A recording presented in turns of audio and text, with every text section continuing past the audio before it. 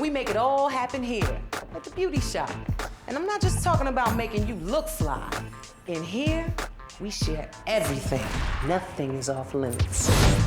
Today, we're on the set of Beautyshop. It's Gina's salon, and I was shooting this first scene with little JJ's character, Willie. It's an introduction to his character in the movie where he comes into the shop and he gets unceremoniously thrown out of the shop because of some of his mannish comments. Don't bring your little behind back here till you learn how to speak to a lady. She loves me. I played a character named Gina who was in Barbershop too. She worked at the beauty shop, which was next door to Ice Cube's, character's shop. And my daughter got accepted to a performing arts school down in Atlanta, so I moved down here. Look like somebody swallowed the 70s and threw it up in here. Come on, let's make this place into Gina's.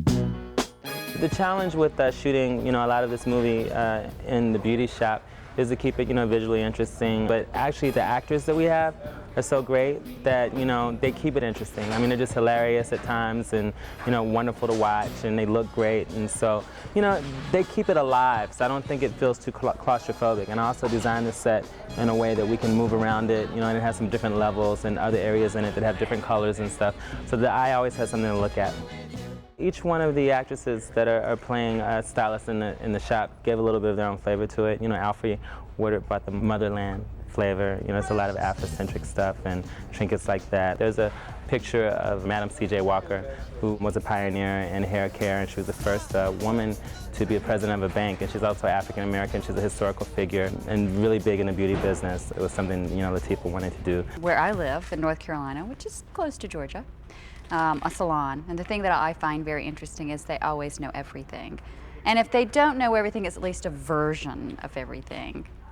They're really therapists, not necessarily hairdressers. You got some serious work done in your bosom area. 8,000 pop. Could have bought yourself a Saturn with that. There definitely are beauty shops like this that exist in real life. This beauty shop is patterned, after real beauty shops. We did a lot of research and went to places, and Randy, who's my hair technician, his shop was part of the inspiration for this. The shop he works at in Inglewood, Golden Touch, because they have the seating in the middle where people can sit and talk back and forth. We would use Mondays when none of the other stylists were there, and we would go in there and have educational classes, and I would show them how to manipulate, and I would show them how to look like they were actually doing cuts and try to get them comfortable with the actual actions of a stylist. Believe it or not, the person that is the most naturally talented at being a beauty technician and being a stylist is not really doing hair in the movie.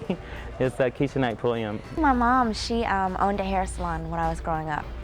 So I've been around doing hair since, for a long time. So when we had to go to beauty boot camp, I knew how to shampoo and how to drape and how to do that. So I had a little bit of an advantage. Queen Latifah is a perfectionist, okay? She got a little antsy on a few of the opening style tips and stuff like that. But once she got into her groove, she was a pure perfectionist. Right now, even when she's on set, the hair people are over making up the stars and what have you. She's right behind them. I think that's a little out of place here. I think that's a little out of place there. So she's becoming perfect at it. He's cool in the sense that he's such a perfectionist. He made sure that we learned everything. How to color, how to cut hair, how to flat iron, how to press, how to curl, how to put on a smock on a man, on a woman, or when you're getting your hair shampooed, how to put the towel on, then put the smock. Like, he's really sorry for beating. It's a pleasure to work with Queen Latifah. She's so amazingly talented, but so professional and just such a wonderful spirit.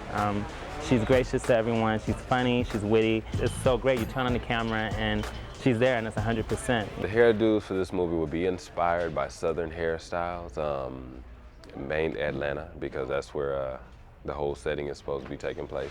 My whole premise in this movie is really just to get it to look as real as possible. I don't want to go so overboard to where hairstylists looking at the movie look at it and say, we wouldn't really do that in a salon. But you will see a few funky hairstyles, if I may say so. Thank God y'all open. I got a wedding to get to in 3 hours. I'll hook you up. Let me see who we working with under this hat.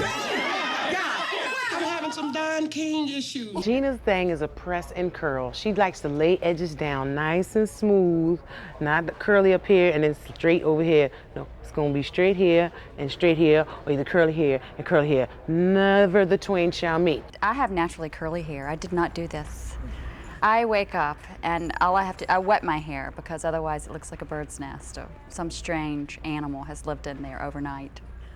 That's what I look like when I wake up, like this. Hello. Just go ahead. Oh, Gina's taking care of me. Bye, Jorge. That felt good. Yes, it did. There is life outside of the beauty shop. I've been here for a while, but we shot, originally we shot the first week in a house that's, we're doubling it for being in Atlanta, but it was off of Crenshaw Boulevard, and we're gonna shoot at a nightclub. We're gonna go to Atlanta and shoot exteriors there like Piedmont Park and Peachtree Street and outside of the Fox Theater. Those are some of the locations we're at, but it all centers around the beauty shop. So ask yourself, are you ready to walk through these doors? You ready to hear what I hear?